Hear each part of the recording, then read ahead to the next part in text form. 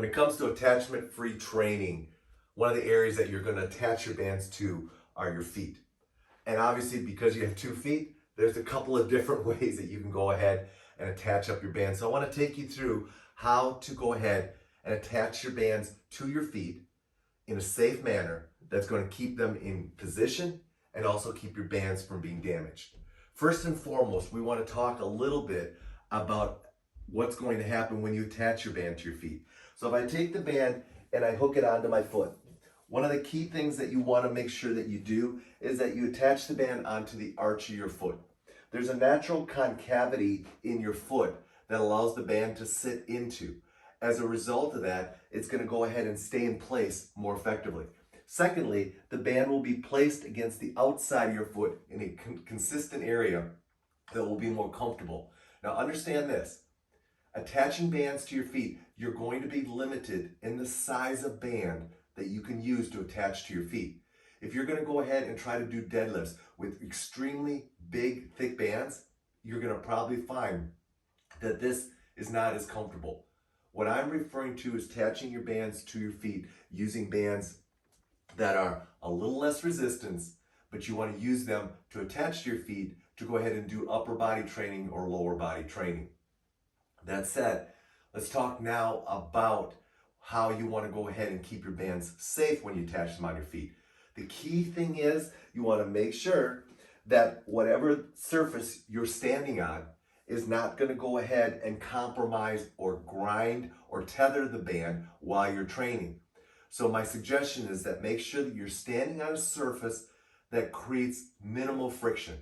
Carpeting, a yoga mat, or some other type of mat are the best options. If you're going to go ahead and train on concrete or asphalt, you want to make sure that you go ahead and put some type of carpeting down to create a barrier between the asphalt and the band so that you don't go ahead and challenge or compromise your band. On grass surfaces or turf surfaces, typically you're going to be just fine with those surfaces because they're soft and they're not going to go ahead and challenge the band. Now let's go ahead and let's get into a couple of different ways that you can go ahead and attach your bands onto your feet. First option is to go ahead and take a double length band. So now we have the 41-inch band and we're going to go ahead and use both components of it. So what I mean by that is we're going to go ahead and attach both these bands onto our feet.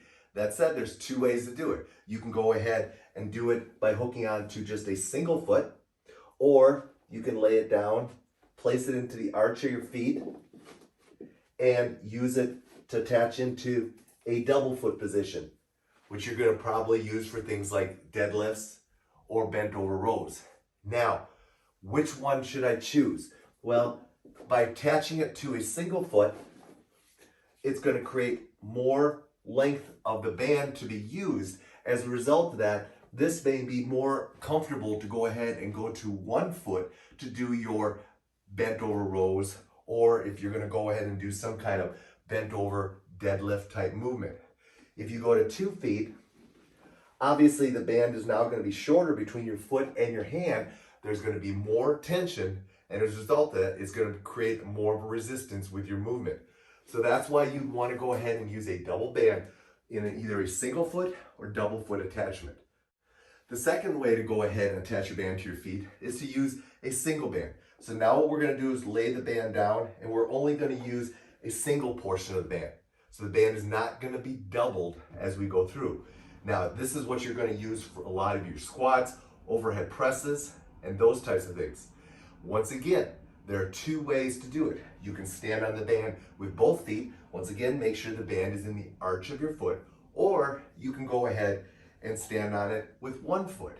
Why would I want to go to 1 foot? Again, it's going to create more band that I can use for retraining versus if I'm using 2 feet on the band, it's going to shorten the band between my hand and my foot.